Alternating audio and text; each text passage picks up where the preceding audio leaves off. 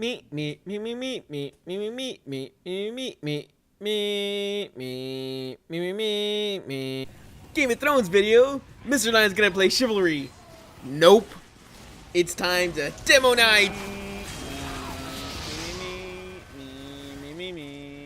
In preparation for this Game of Thrones new season, I've spent the last, 2 weeks reading the books. I'm up to book 4. I'll finish it.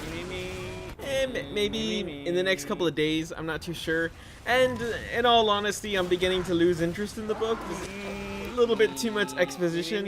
And like, the wars tend to happen where you're not there. Like, it skips then. Oh yeah, that happened already. And these people are dead. And this happened.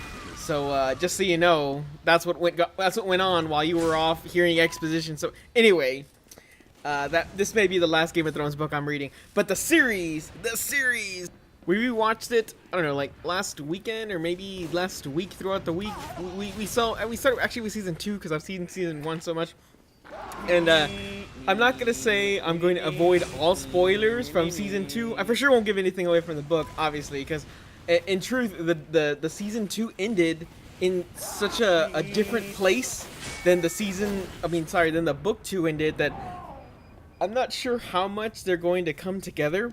They can force it, I guess. We'll see what happens. Season 1 was like exactly on par with the book, except, in my opinion, they did some pretty positive changes.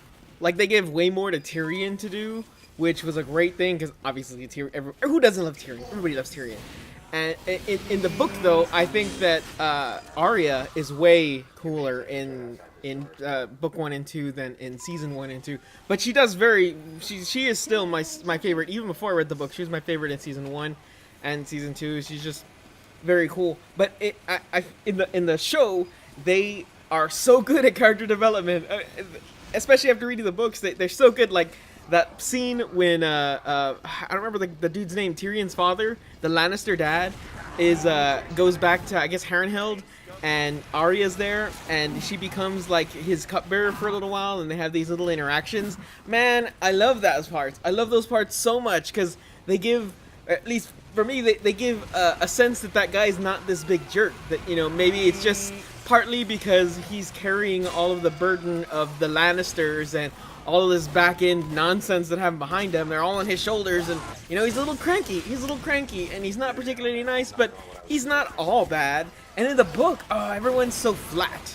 Anyway, in the book, I would have to say he's definitely less of a character because that scene wasn't there.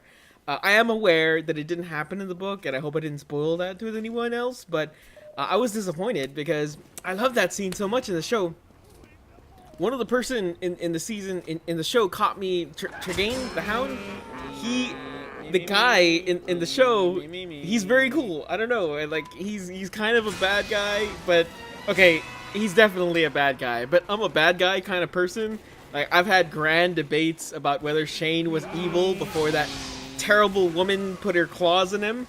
And the Hound is kind of in that position, at least in the show, I think, where he's kind of like, he does all these bad things, but Jesus Christ, did he have a bad childhood? So it's not like so surprising that he became this big jerk, but he seems to care for Sansa at the end, and he does do some things that Joffrey is clearly the devil incarnate, and the Hound is just, not a nice guy. He's not 100% bad, but I don't believe I would be comfortable sitting beside him in the bus or something.